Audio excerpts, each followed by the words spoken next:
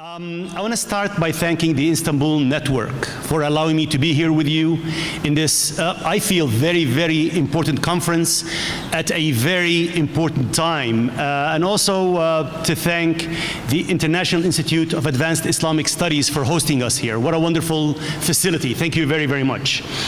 I want to applaud the Istanbul Network for bringing this subject matter to us, for bringing us from around the world to discuss it.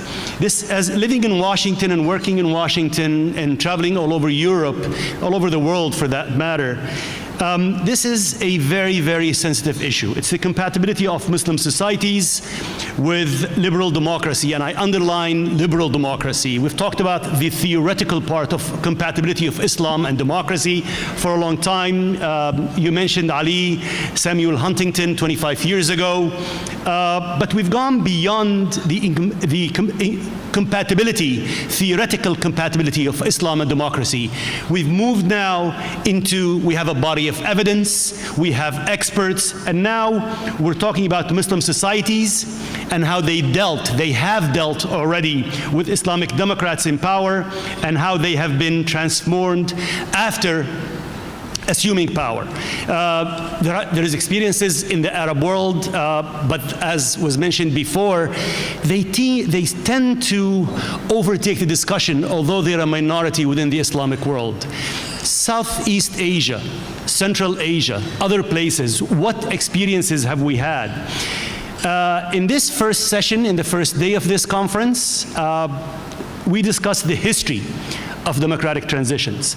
I'm not going to introduce the presenters a lot. I want to tell you that we have experts, we have professors, and I urge you all to take a look at their bios and take a look at the papers. They're really, really wonderful. You guys have done a wonderful job collecting these.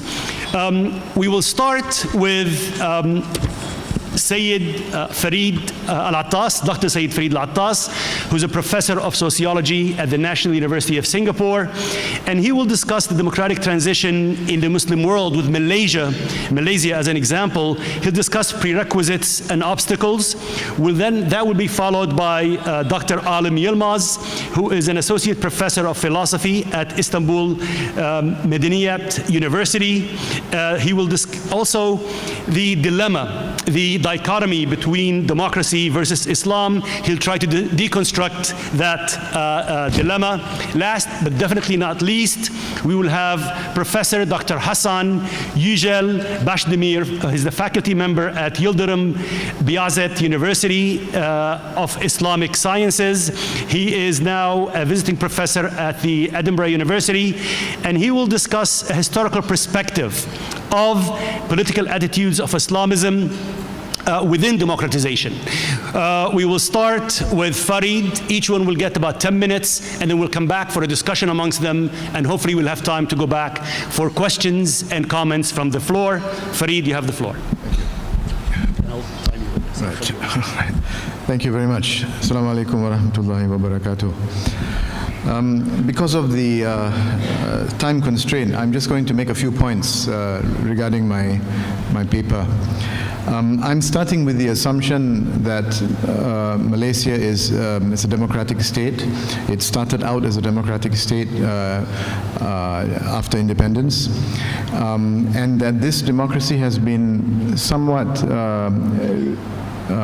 stable, but also precarious.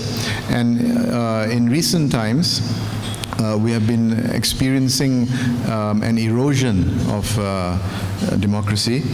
I don't want to really justify the label democracy for Malaysia, because that's something that we can discuss later. I don't want to take time with that.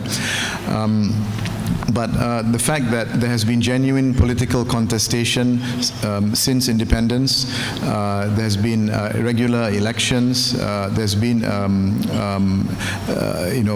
more than just the formal aspects of democracy. There has been, as I said, genuine contestation between the different parties and different interest groups. So I think this suggests that Malaysia is, if not a liberal democracy, nevertheless a democracy of sorts. But this democracy has been under threat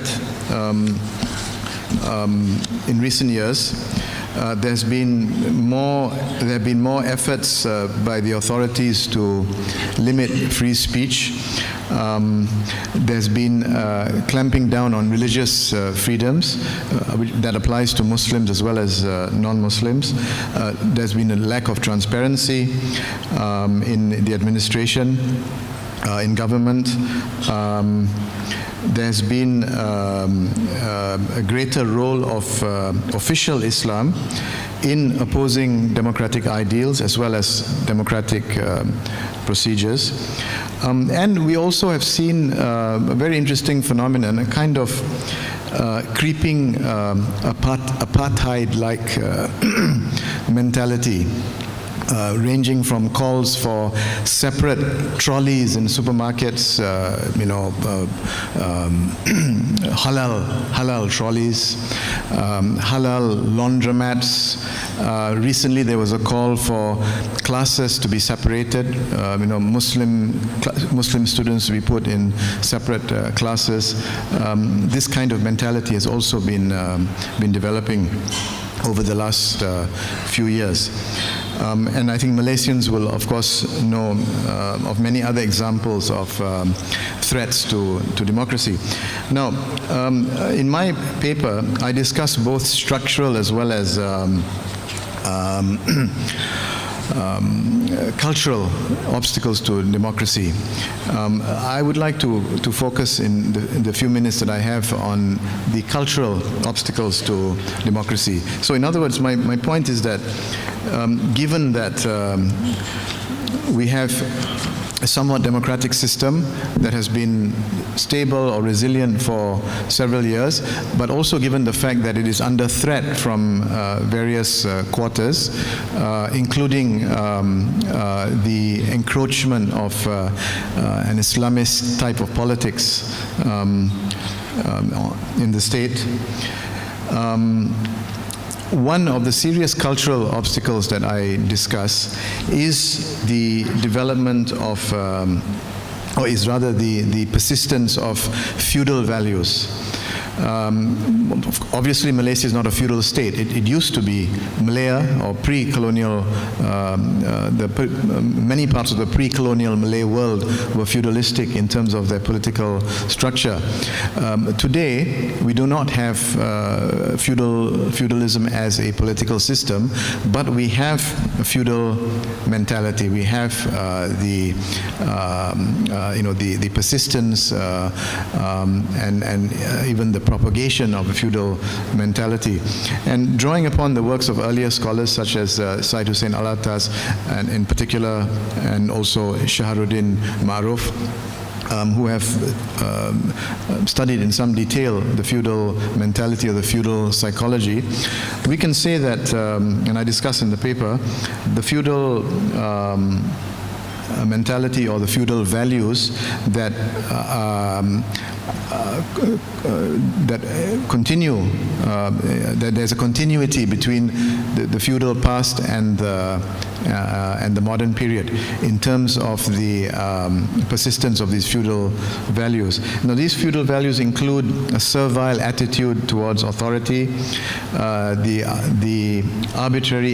acceptance of arbitrary notions of power, the undermining of the positive aspects of individualism, the lack of respect for human personality, the lack of respect for the rule of law, the non-distinction between the public domain and the personal domains of life, which goes a long way towards explaining the kleptocratic nature of our polity.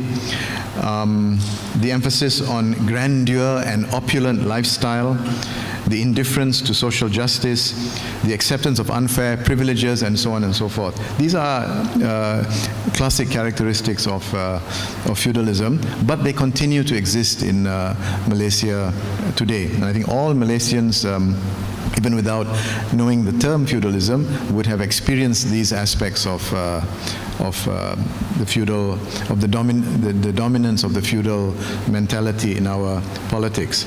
Now, in Malay tradition, if you go back to the pre-colonial times, there is, of course, the dominance of such feudal values. But at the same time, there was opposing the feudal values a more egalitarian tradition that came from Islam. In fact, you find feudalistic as well as egalitarian interpretations of Islam in pre-colonial Malay tradition. So if we look at certain works among the Malay classics, we find an expression of anti-feudal ideas. And just to list some of these anti-feudal ideas or more egalitarian ideas, drawing from the work of Shahruddin Maruf, the egalitarian ideas are, for example, a more rational and egalitarian conception of authority, the idea of limiting arbitrary power, the recognition of positive individualism and respect for the human personality, the rule of law, a more humanistic conception of leadership, ethical integrity and honesty in public life, frugality, the emphasis on social justice, the emphasis on effort rather than unfair privileges, and so on and so forth. You find this tradition in this egalitarian tradition drawn from Islam in Malay tradition as well. What has happened in Malaysian history has been that upon independence, and in fact it began even in the colonial period, because the British supported the feudalistic tradition. They supported, in many ways they supported the feudalistic tradition. They emphasized those works in the Malay classics that were feudalistic in nature. They emphasized the study of works, the colonial scholars. They emphasized the study of works that were in line with their conception of Malay society, which they understood as feudal. And they promoted such an understanding of Malay society. They also promoted and supported the Malay feudal elite. And it is these feudal elite who later on became the leaders of the newly independent Malaysian state. And these values continue to dominate our political system. The egalitarian tradition in Malay culture is also there, but was given far less emphasis in the colonial period, and also given less emphasis by the Malay or Malaysian elite and generally in Malaysian culture after independence. But that tradition is there. For example, if you refer to the classic Malay text, the Tajus Salatin, which was said to have been written around 1603, which draws inspiration from the Siyasatnameh of Nizam al-Mulk, from other works such as the Nasihat al-Muluk of Al-Ghazali, and so on and so forth. The Persian Andar's tradition, or the Nasihat or Counsel for Kings genre of advice for kings genre of literature. The Tajus Salatin is just one example, but there are other works along those lines that clearly express a more egalitarian view of rule and of polity, the primacy of reason, the dignity of the individual, the human, and also the stress on the fact that rulers are not to be considered to be above the law, which is antithetical to the feudal notion of rule. So it seems to me that a primary obstacle to democracy in Malaysia is exactly that at the cultural level, there is the domination of this feudalistic mentality, which is promoted by the state. It is promoted by the elite. Many of those characteristics that I mentioned of feudalism, you find it expressed through the conduct and behavior, and sometimes even the discourse of the state elite. And what you find in Malaysia today is an expression of those feudalistic values through Islamic terminology, through an Islamic, through Islamic expression. So, for example, the idea, and this was discussed in the media from time to time, it is discussed that one should not. One should obey the ruler. But this discussion on the need to obey the ruler is not contextualized. It is as if to say that one should obey a ruler even if the ruler is corrupt, even if the ruler encourages lies and theft and deceit and so on. So the idea of obeying the ruler is taken out of context. Of course, the idea of obeying the ruler is there as we know from Islamic tradition, but it has to be contextualized, and it cannot be taken to be a license for committing crimes against the rakyat, crimes against the the people. So it is, in other words, possible to interpret the idea of obeying the ruler in egalitarian terms from an Islamic point of view, or in more feudalistic terms. So I think this is, at the cultural level, a fundamental conflict in Malaysian society that functions as an obstacle to the further development or the consolidation of democracy. Thank you. Thank you very much, and thank you for sticking with the time. At the risk of oversimplifying, Malaysia is a democracy, but under threat because of institutional and cultural threats. You focused on the cultural only, and within that cultural, you blame colonial era for emphasizing the feudalistic values instead of the egalitarian values, right? And then how this is now has a religious color to it. And I'm going to ask you a question. Please hold on until you come back later. Is it inherent to Malaysia, or was some of it imported from other Islamic countries, these values, especially the religious values? And he's talked about opulence and etc. Were they also imported post-colonial era, or are all of these inherent? Dr. Alim Yilmaz, like I said, will talk about deconstructing the dilemma of democracy versus Islam. Alim, and you have 10 to 15 minutes. Selamun Aleyküm. I am from Turkey, Istanbul, and I have greetings from Istanbul to Kuala Lumpur. My presentation will be on the connection of religion and democracy generally, and specifically with Islam and democracy. First, I think we need some conceptual analysis. Why do we think that there should be a connection, and why do we always compare democracy and religion, but specifically the relation between democracy and Islam?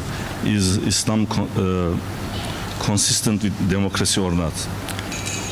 We can ask the question as if really democracy is consistent with Islam or not. So I think that the relation between religion and democracy is a complicated issue. We need to analyze this relation, but does it make a sense to compare democracy within Islam? Because first, Islam as a religion has its some principles related to human being, to the world, and to the universe. In this sense, Islam is the call for man how to be a good living being. and Islam has some ethical, religious, and social codes or imperatives by which man could reshape her life or his life in a better way, in a better life. So, when we compare democracy to Islam, democracy is not, of course, a religion. Democracy is an offer of a unique, modern, and contemporary way of governing. So, when we take democracy as a way of governing, then it does not make sense to compare any religion or Islam with democracy. This is the first side of the story. The second phase is about how we as moderns appreciate religion or Islam. The modern image of Islam or religion, as we know, has been shaped by modern science that takes reason as more core of knowing. This is, I think, a crucial point that should be understood. Why has because it is directly related to the decline of Islamic civilization or the decline of Islamic world. It is, of course, not an easy question to be answered. Why Islamic world and civilization has declined. But I think that the main reason, including some historical, religious, political problems, we have, as Muslims, we have lost our imagination of science or scientific thinking, and we lost our opinion of liberty. And I think that behind the decline of Islamic civilization, there are the lack of liberty and the collapse of scientific imagination. Of course, these concepts like freedom, liberty, science are modern concepts. And also the concept of democracy, even though it has its roots in the ancient world, but the modern liberal democratic concepts are modern, and by this modernization we are going to understand the relation between Islam and democracy. In order to dissolve and deconstruct a new world in the Muslim societies, we should eliminate, firstly, some totalitarian political and social perspectives. Because I think that the main reason behind the totalitarianism or authoritative ruling style of ideologies does not come from Islamic perception of the universe. It's mainly modern concepts stemmed from, for example, socialism, fascism, etc. I mean that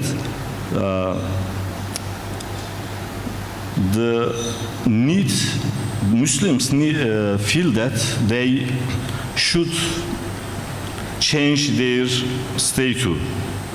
They have to be modern. They have to make progress. And this idea of fast modernization brings about some insights that are mainly influenced by some totalitarian ideologies.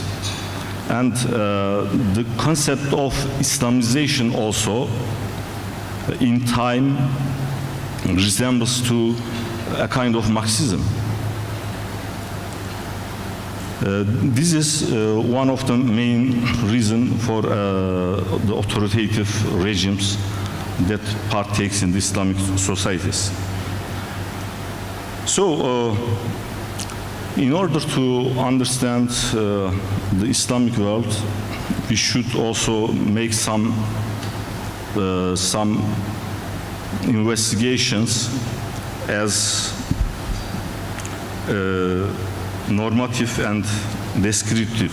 That means we should have a research program. As Muslims, we should construct a research program to understand Muslim societies, as Mr. Attas told us. First, to understand the unique Muslim societies with their own identities, the Muslim society's history, and then try to adopt a good regime, which we now think that it is the way of liberal democracy. So I prefer two main programs. The first one should be normative, and the second one should be descriptive. The normative study will say us about democracy theory, for example, and we will reach some normative conclusions about things are good or bad, or which actions are right or wrong. So, a normative study of democracy or economic studies aims to discover what should be done in the Muslim world. Of course, this is about how universal normative democratic standards could be adopted in action in the Muslim world. The second one should be descriptive, because it is the another side of the story. It is the need for actual conditions to explain, to understand, to interpret, and to appreciate the actual conditions in which the Muslim world exists. If we cannot recognize our history in thinking and in action, then we cannot change our story. So,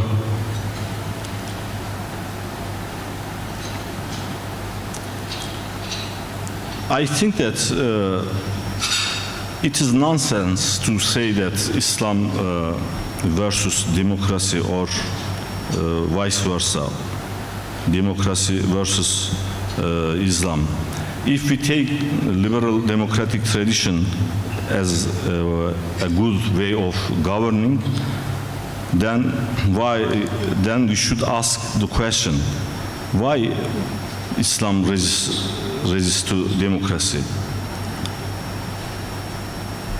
Because it is, I argue that it depends on the interpretation.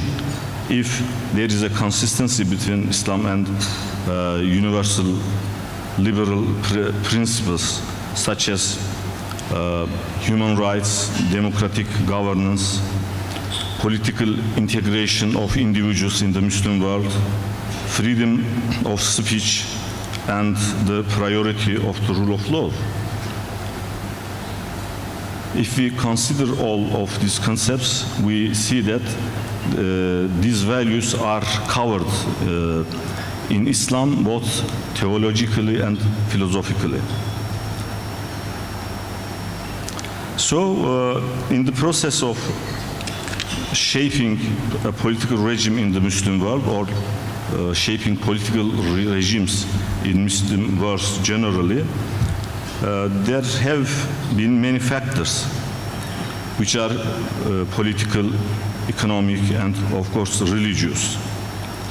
In the establishment of modern states, we know that ideological preferences have dominated the structure of social order in the Muslim major communities.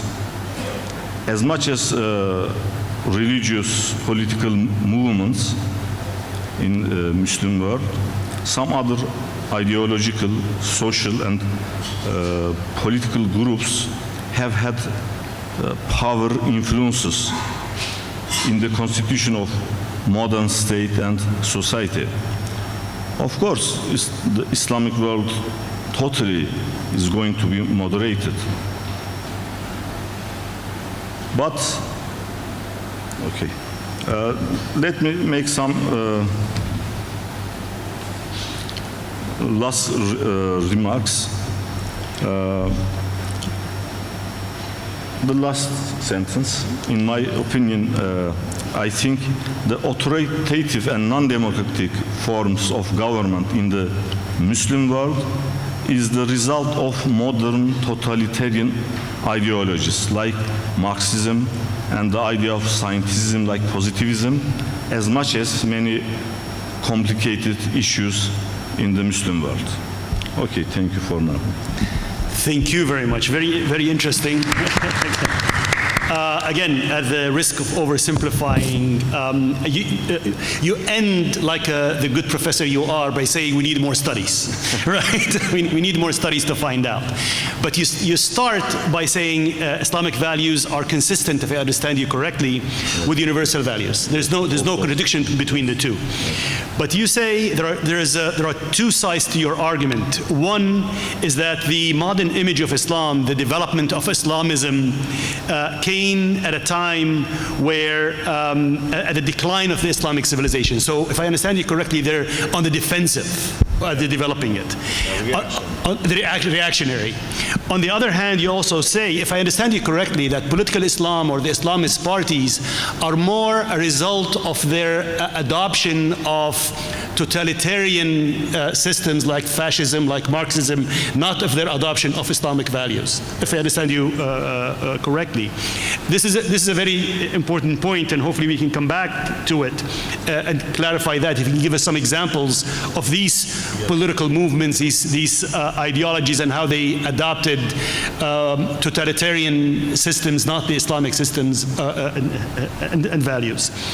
Thank you very much. And next, we go to Hasan.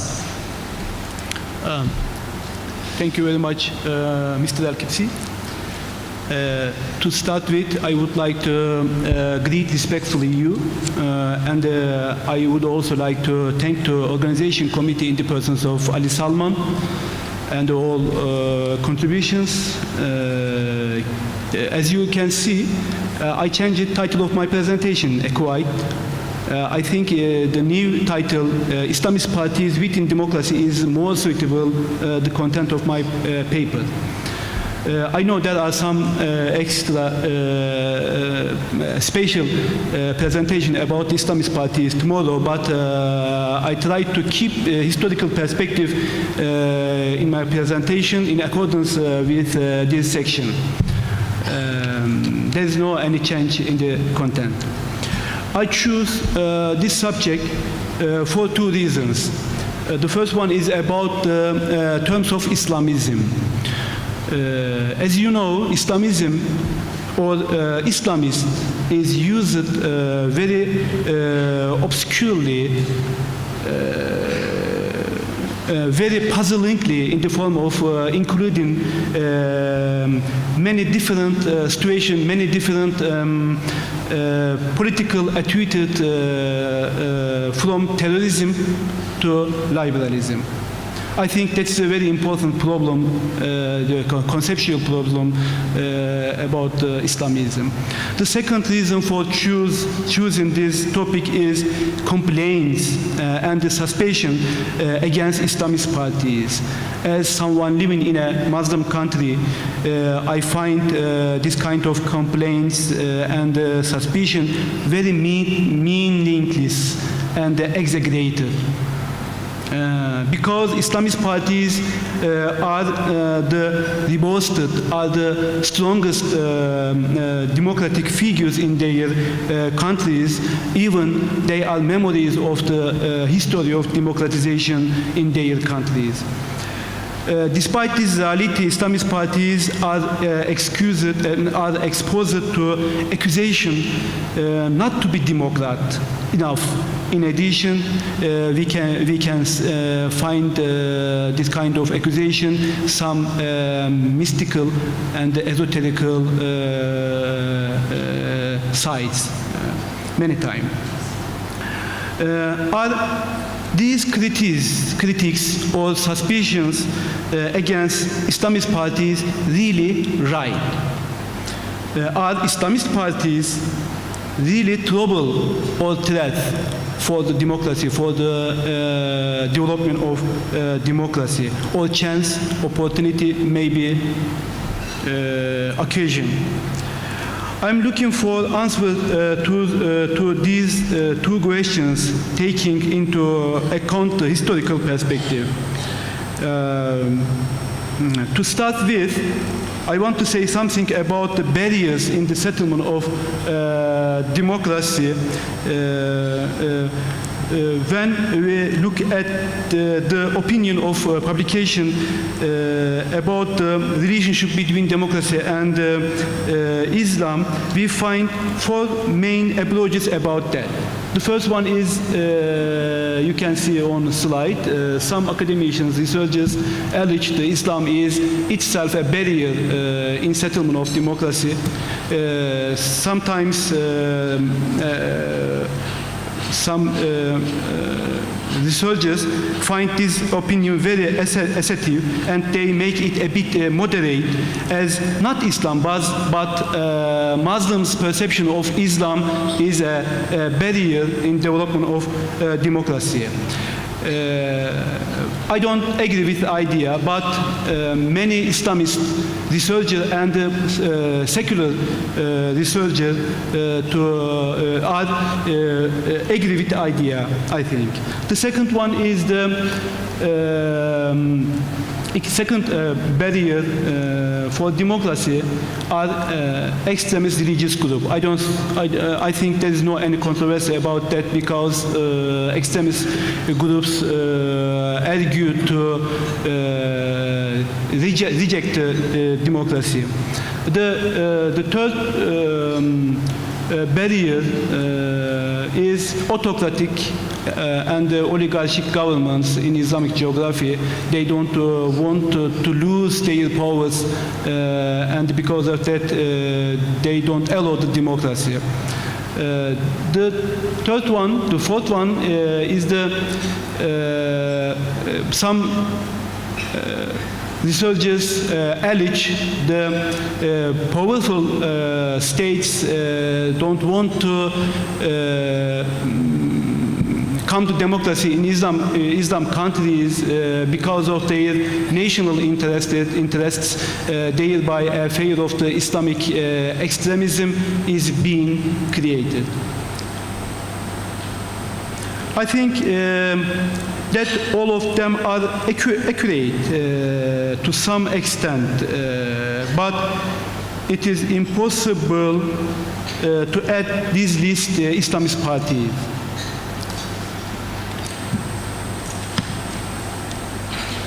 Contrary what is climate, many times there is no any example of any Islamist parties that abandoned the democratic process in our history, democratization history. Despite this reality, Islamist parties are accused by many researchers of not being democrat enough and having hidden agendas and being wolves under the sheepskin and concentrate power their hands. But there is no indicator them to hinder the development for democracy. Contrary to what is often claimed, they never break the democratic rules and commit the political crime.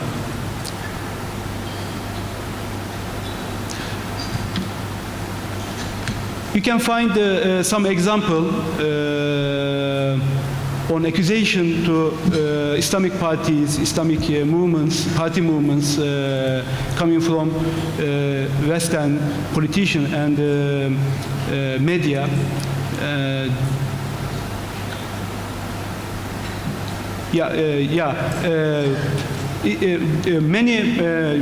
there is no any change. There has no any change for since 1922. You can find the first quotation about before the Iranian coup in 1993, and the second one is from the Economist, right, when elected ostensibly moderate and democratic Islamists have too often proved to be either lending credence to the argument that their commitment to democracy goes little further than one man, one vote, one time.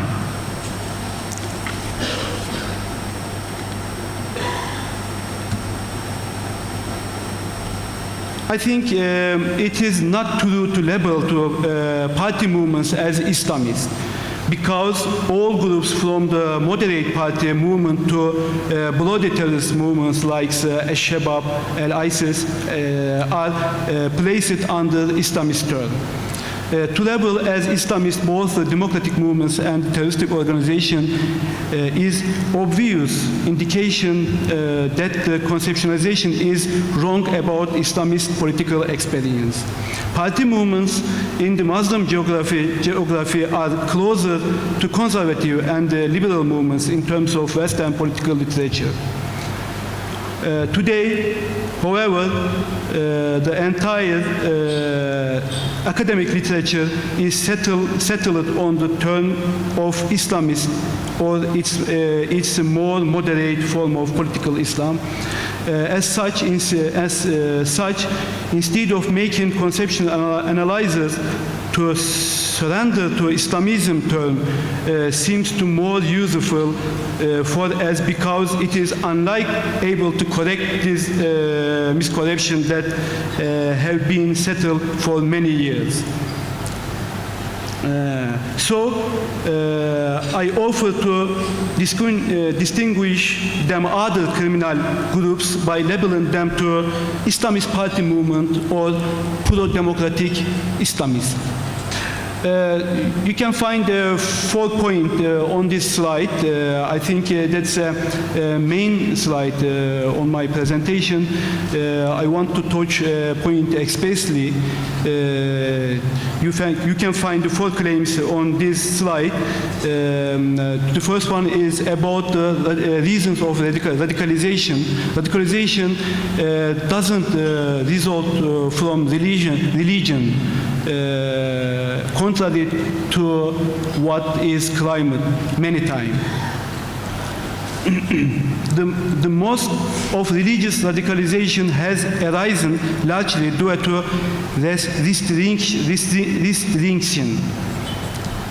restrictions of individual economic and political freedom.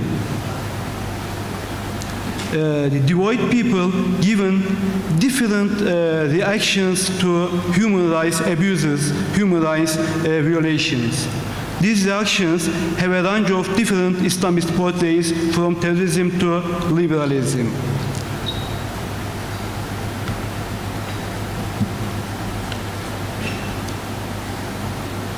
Before pasting the Islamist movement's portraits, I can give the main political figures in the Muslim majority societies. We can divide into 2 groups, religious-based groups and the secular-based groups. Many times secularist people don't themselves feel safe in Islamic societies because of political instabilities and disinformations about Islam and Islamic parties. With the lack of the confidence, secularists prefer to remain close to autocrats generally.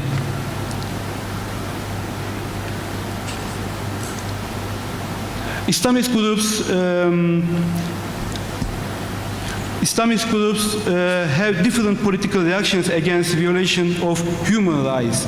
The first one is a terroristic organization.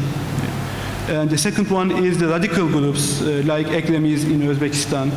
And secret crime organization like FETÖ in Turkey and the USA. And assigned a kind of parallel state form like Ikhwan in Ikhwan, a part of Ikhwan in Egypt. That's a very complicated thing, but that's very important because of the violations of the human rights. The Islamic groups try to keep them to close the political processes. If they don't have any alternative to that, they try to build an alternative life in society. For example, they build hospitals, schools, food banks. We can say this kind of groups parallel state forms.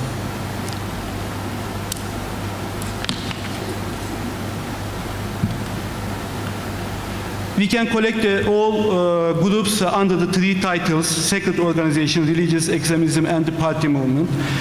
Party movement is needed to discriminate other groups, I think, because they are strong defenders of the democracy in their countries.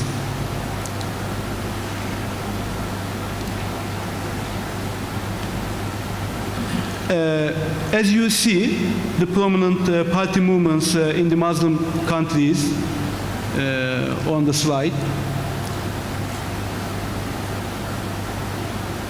To put it more clearly, the only group who defends and supports the democracy categorically is the Islamist party movement, despite some shortcomings. Islamist parties has two main functions in their countries. The first one is the preventing the radicalization, to keep the devoid people the close to state, and the second one is the reducing the tension between the state and the society. Despite this reality, the Islamist parties always criminalized by autocratic elites to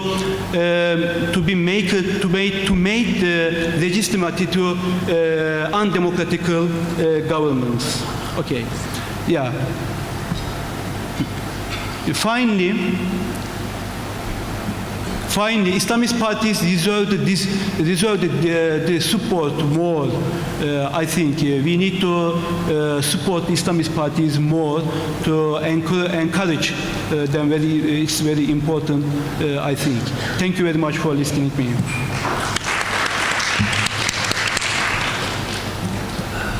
Thank you very much, and I apologize for having to cut such interesting presentations short. Each one of these papers, Ali, needs a whole day of discussion, and you want us to squeeze 3 of them into an hour and a half. So again, my apologies, but it's the terrible job of a moderator to do that. Why don't we go back a little bit now to the presenters themselves and hopefully have a little discussion amongst themselves. We have a little less than 45 minutes, so we start with you, Dr. Farid, and then we go, if you have any comments or to answer any questions you had in mind or something you want to complete.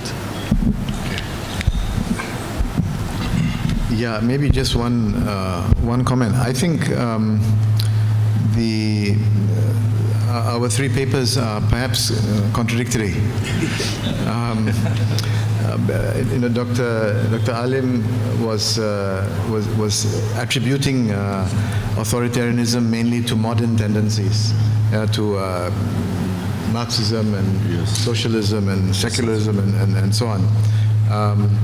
And And at the same time, Dr. Yucel was saying that theology is not a major cause of authoritarianism. But I think otherwise. Definitely, there are modern, ideologies and modern conditions that create authoritarian tendencies.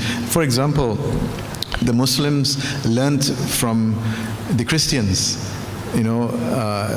Modern intelligence operations draw inspiration from the Inquisitions, right?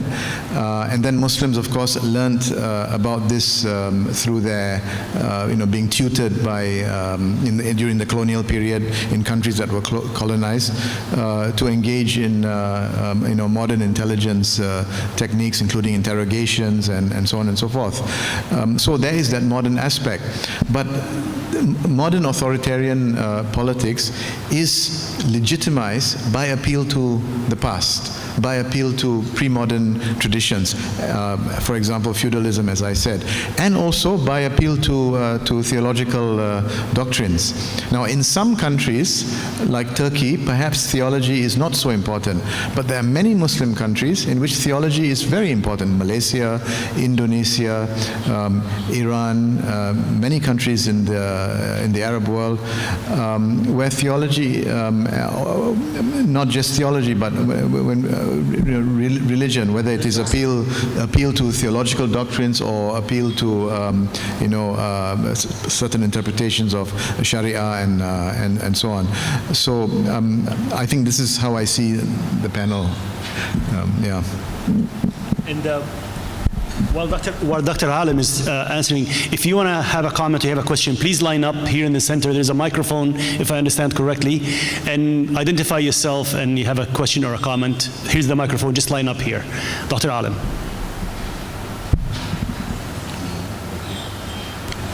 Thank you. Well, the main problem, I think, in the Muslim world related to politics is the concept of totalitarianism. And philosophically, I think that the origin of totalitarianism is not religion, tradition, history, or Islam, or Christianity. It is not authority that create totalitarianism, because without authority we cannot understand anything. Even we cannot be. We exist. We come to exist with all our identities as the result of the authorities. But authority here is not related to political regime, because the main sources of authority is for example, for Muslims, the Quran, the history, the tradition, and the language that we are using, that we are speaking. So here, I think it is very crucial to discriminate between modern totalitarianism, a form of thinking, and that of traditional way of thinking. So my thesis is that the traditional way of thinking, or the traditional social structure like feudalism is more akin to democratic one. Dr. Hasan? I think the first election in Muslim majority societies was 1876 in Ottoman Empire period. When started the parliamentary system in Muslim societies, intellectual people and religious people didn't reject democracy, didn't reject elections. But we can see approaches to day-to-day Muslim people, to Muslim academicians, Muslim religious people started to criticize to democracy. Actually, we can talk about firstly the democratization in Muslim societies, then to democratization in Muslim societies, because the main criticism to democracy started after 1950s. Especially in Pakistan with Qutb, with Maududi, and in Egypt with Syed Qutb. And so you can find in this history a story about why people reject democracy. The reason is the violation of the human rights, fundamental human rights. If you give opportunity to people, if you enhance the fundamental human rights, religious commons try to be more inclusive. Because of that, political situation is more determined on the religious comments. I think that's a very important thing, because maybe we can give an example from Hamas, from Palestine. Hamas is on power in Palestine, you know, and they always to be more democratic nowadays. We can see this about example. Thank you very much. Please identify yourself and your affiliation, comment or question. Okay, Bismillah. Assalamualaikum warahmatullahi wabarakatuh. Wa alaikum assalam wa rahmatullah. My name is Nidal bin Mujahid from Bina Institute. Actually, I have two questions regarding to the page 44. First is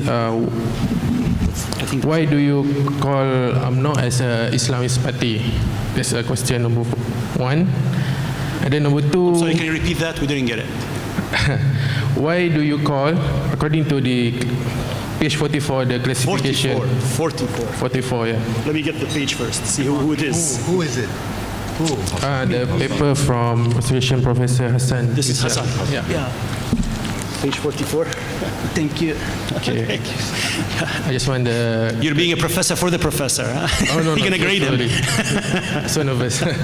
No, please. Okay, I have two questions from your paper. I want the explanation. First, why do you call UMNO as an Islamist party? That's number one. Why do you call UMNO an Islamist UMNO party? As an Islamist party. Sorry. This is Islam Party. Okay. UMNO, yeah. Yeah. Islam Party. You categorize under Islamist party movement. Okay. That's number one. And then number two, how do you see the difference and competition of UMNO and PAS according to this classification? That's my question. Thank you. Professor Hasan can answer that. Meanwhile, anybody else, please line up if you have any questions. Please line up. Just make a line here near the microphone. Stand up and make a line.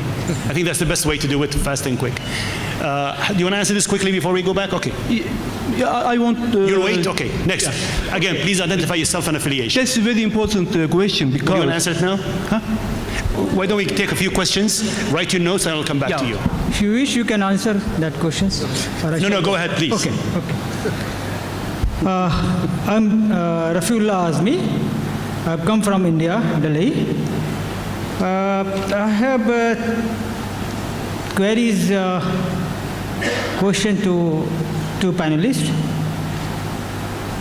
My first query goes to Professor Hasan. You have used the term radical terrorism, but I believe this is a very, very contested terms because it depends upon who is using what the terms. See, in the context of Egypt, Muslim Brotherhood, Akhwan al-Muslimin, are now being designated as a terrorist organization and as a radical organization, though it is not. Everybody knows this. Hamas has been declared Hamas as a terrorist organization. So please define what are the parameters you have to adopt for this definition for defining this kind of movements. Am I clear to you, please, sir? My second question goes to Dr. Yilmaz. I would like to know that you are saying that there is some kind of essentially problems in comparing Islam and democracy because these are two entirely different things. And perhaps you try to reduce Islam to certain set of values concerned with these ethical teachings, etc., etc. And then democracy is a kind of rule of governance, etc. These are two things that should not be compared. But my contention is that Islam, no doubt, there is most of the verses of Holy Quran is about teachings and ethical values. But Islam is not only to that. Islam is much. It encompasses all human activities, and Prophet Muhammad, peace be upon him, his entire life, Medina state, was encompassing all kind of things, including governance, foreign powers relations, international politics, all kind of things are there. Then it was a kind of complete statecraft and how to govern. So but problem is that over a period of time, Muslim world is divided up, as we are discussing. This is a problem of democracy. So it means Islam was having all these elements. Somewhere during these periods, during the last 300, 400 years, we have lost track of that. That is the problems. Thank you. Then, may I allow to have please, one more, but please try to wrap up. I would like to pose a question that Professor Syed Farid, you have been saying that there is always invocations, fatwas, that you should obey the rulers even if rulers is corrupt, and that has been generally misused, given a license. Precisely, problem is that the Muslim world is faced with this kind of problems because the political power, wherever be, they have always invoked this kind of doctrines to legitimize their rule. Recent cases, Saudi Arabia is a very shining example of that. Earlier, Jews opening of the tourist places, Medina, Mecca, confining to Muslims only, that was used by injections using Holy Quran. Now it is being opened and reoriented, whole kind of things. Jewish blogger has gone to Medina, and I'm sure that will be again justified with the misuse of these religious doctrines. So that has happened, and that is the problems. Dilma, we are facing. Would you please enlighten me? Thank you. Thank you very much. Next, please. Yes, please. Hi. We're going to take two more, come back to the panel. I'm Jihan from Penang Institute. I have one question for Dr. Hasan and one question for Dr. Yilmaz. The question is following. For Dr. Hasan, just give me a reason why non-Muslims should support Islamist party. For two scenarios. One is in the Muslim majority society and one is in the Muslim minority societies. All right, and then the second question is to Dr. Alim Yuzma. You mentioned many times about put the blame so many times on totalitarian regimes on the failure of developing democracy in the Muslim world. Yeah, but often from the eyes of a non-Muslim world, they see that this regime often coax and justify the rules on the religious value and their self-righteousness. So how do we make the distinction for the non-Muslim one to see? Yeah. Good questions. Good questions. Thank you very much. Bismillahirrahmanirrahim. My name is Isharaf Hussain. I am a former faculty member of Darul Hasan University, Bangladesh. Currently, I am a co-founder and principal research fellow, Muslim Law Research Center in KL, and also PhD candidate at International Islamic University, Malaysia. I would like to draw the attention of Dr. Alim Yilmaz. He used one sentence, the Muslim should be modern. This is a very famous sentence for modern and advanced liberal Muslim scholar. Always they promote this concept. I have no problem. But if we consider from the epistemological, ontological, the conceptual point of view of Islam, particularly from the Islamic worldview, how we will consider the modern world? Because modern world comes from the Western terminology, Western civilization, Western secularism. Within the Islamic framework, we have lots of Islamic word terminology. I would like to refer one word, ulul albab, from the Holy Quran. Ulul albab. Ulul albab. Ulul albab refer the wise man, Alim, intellectual, good professional. Professor Kamali can explain what is this diversity. If we use the modern or modernity or modernism, sometimes it's refer the against phenomena of Islamic worldview, which does not cover the Almighty Allah, Tawheed, prophethood, Islamic discourse. I have studied, I am a student of one discourse, modernism, postmodernism, Islamic discourse. I work on this subject. So we have no problem to become an advanced, progressive, skilled professional to compare all the things for the modern world. Thank you. But how we will use our one terminology or the meaning of Islamic development. Thank you. Thank you. Yeah, my name is Imdad Hussain. I'm from Pakistan. Very brief questions to Syed Friedolatus. You have adequately described the feudal nature of Malaysian politics. I want to know about two things, if you can clarify. How does this feudal expression of these feudal politics intersects with Islamic politics in Malaysian society? And are there any sources of resistance to this feudal politics from within the Malaysian society?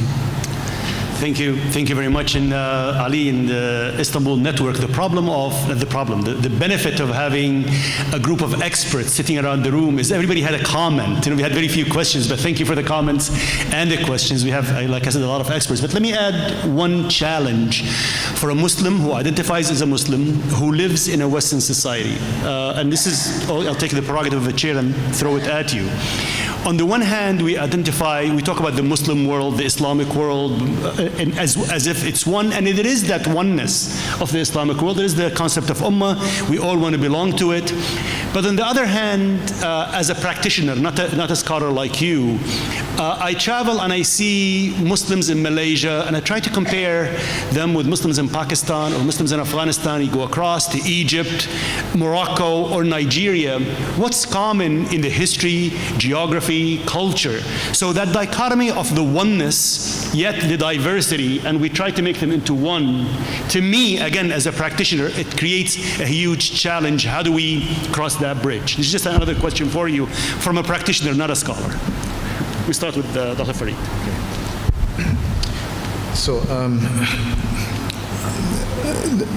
I think there was just one question. The previous question was actually a comment. For a democracy to function, obviously there has to be the structure of a democracy. You have to have elections, you have to have rules and regulations, laws that facilitate democracy. But apart from the structural aspect, there should also be a democratic culture. And that democratic culture has to exist among the people as well as the people who are in the business of government, the politicians, the bureaucrats, civil servants, and so on. Now, I believe that there has been a disjuncture, a gap rather, between in the development of political culture between people, civil society, if you will, and the politicians. I think that political culture has developed further among the people, I'm talking about Malaysia, and I think it also applies to some other Muslim countries, has developed further among the people than it has among our politicians. I think the political culture of our politicians is decidedly undemocratic. And I think it is, to a great extent, feudal, in the sense that it is based on the sense of entitlement. It is based on the idea that they are above the law, and that their efforts to circumvent the law through various means. It is based on the idea of privilege, of status. For example, all Malaysians know how important it is to have a title, to have a dato-ship, and apparently dato-ships can be even bought, and to have higher titles such as Tan Sris and so on and so forth. These are very important, and you can see this kind of culture that we have in this country. That's very different, even from Indonesia, right? Indonesia, which is very similar to our society in many ways, but because of different kind of colonial experience, I think there was a different the impact that colonialism had on feudalism in Indonesia was very different than the Malaysian case. So, to answer your question about how does it manifest itself, I think feudalism manifests itself in terms of the mentality or the outlook of our politicians. And to the extent that that outlook is prevalent among the people, it facilitates authoritarian tendencies, to the extent that people have this feudalistic outlook, and it colors how they view their rulers. So what we're having in Malaysia today, of course, is opposition to that. More and more people, and I think this is happening in the last few years, there's been more discussion on feudalism, on feudalistic psychology in Malaysian society. More and more activists and scholars are talking about it, are writing about it in social media, in our media, and some of the earlier works of scholars who had dealt with these issues, people who wrote in the 60s, the 70s, and the 80s, is now being revived. So I see a healthy development in that sense. Can I ask a question on this, just for us to understand? What's the difference between the Malaysian society's feudalism with the British feudalism? What's the difference between a Malaysian's pursuit of titles and the British pursuit for titles to be a lord or a duchess? What enabled British society to move and build the institutions of democracy while it has stopped? I'm not talking about Malaysia, the rest of the Muslim majority countries, in your opinion. Well, of course, it's interesting to compare Britain and Malaysia, but I think the pursuit of titles in Britain takes place within a constitutional framework in which there is utmost, relatively speaking, there is respect for law. And I think in Malaysia we are a constitutional monarchy, and interestingly enough, the feudalistic psychology does not come from the monarchy. It does not come basically from the monarchy. It comes from the political elite, and we have to. So it is in the context of, I would say, a violation of constitutionalism, or the violation of the norms of constitutionalism, and it's very important, I think, to also emphasize that it is not the opposition between Islam and feudalism per se. What we're experiencing in this country. It is an opposition between feudalistic versus egalitarian interpretations of Islam. I think that's quite important. We have inherited a feudalistic interpretation of Islam, although in Malay tradition there is the egalitarian interpretation as well. Well, there are some very challenging questions, and I am happy to hear these questions. So we are experiencing that in a Muslim world there is a fragmentized world. The Muslim world is fragmentized, and there is a clash between groups with different identities.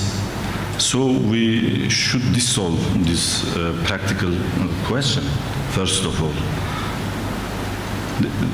This is urgent, okay? So the relation between Islam and democracy is problematic. In which sense? In the sense that there is in my opinion, a necessary connection between Islam and democracy. Because Islam as a religion covers all files of the life.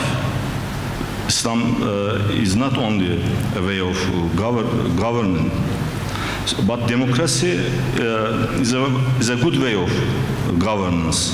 Muslims are looking after a just society, a free society, and Muslims want to make progress. So, in order to make progress, we need stability, of course, and in order to have a stable social order, we need liberty. We need liberty, and if we construct a liberal democratic interpretation of Islamic governance, then we can make progress, I think. Another question was about totalitarianism and religious values. Of course, if we interpret religion in a totalitarian way, in a totalitarian sense, then we could argue that religious values are the source of totalitarianism. But I think that it's not true to say this, because religion or civil religion, civil Islam, addresses us to be good men, to have a good society, and to construct a just state or political regime. In this sense, my argument is based on the view that the source of modern totalitarianism is the idea of enlightenment and radical secularization. That's all. Thank you. Dr. Hasan? The question about United Malays Malays National Organization. I count this kind of parties as Islamic parties. Why? Because in the Muslim majority societies there are two kinds of tendencies as politically. The one side, in one side there is democratic, mostly democratic tendencies, parties, and the other side there is the democratic tendencies, but a kind of limited democracy, controlled democracy, or totalitarian democracies. For example, if you look at the Turkey experience, the democratization experience, the Democrat Party was an Islamist party in Turkey. because the devoid people was trying to make politics in Democrat Party, and the Democrat Party always was accused to be Islamist, of Islamists for keeping the devoid people in it. I think UMNO functioned the same position in Malaysia politics, especially with led by Mahathir Mohamad and then Enver Ibrahim. The second one, which one is radical and terroristic organization in part of Ikhwan? I labeled the terroristic organization who involved with the terroristic attacks. For example, 2 days ago, you know, in Egypt, terroristic. We don't know who make it do it, but it was a terroristic organization. Especially, you need to pay attention where was become it near the Sina. Ikhwan always excludes the radicalistic and the terroristic competent from it, and the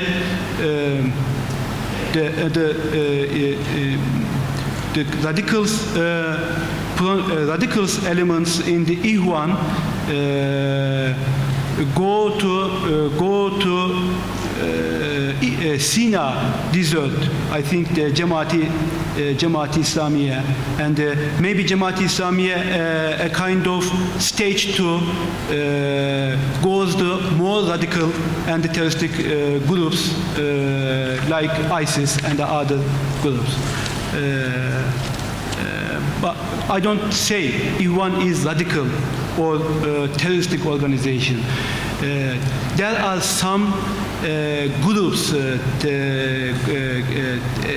with a tendency to radicalization in Ikhwan, but Ikhwan always try to exclude these groups from themselves.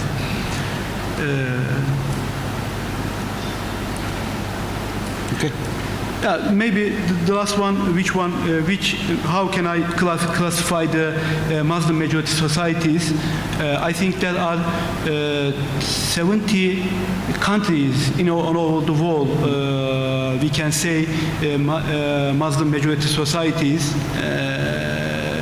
including some countries control of the Soviet, control of the Russia, for example, and China, East Turkestan, and the Hiva, and the Kazan.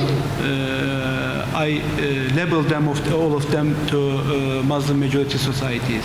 Thank you. Do you want the final comments? I just wanted to say something about secularism, because that had already come up earlier, and I'm sure will be discussed today and tomorrow. There's often in the discourse in Muslim societies on secularism, there's often a confounding of secularism with the secular state.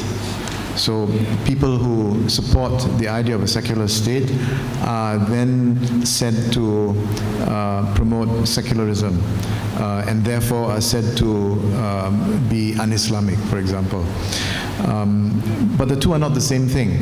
Secularism as a philosophy of life, as a worldview which sees the world as a disenchanted world, which has similarities with nihilism, is one could argue is opposed to an Islamic worldview.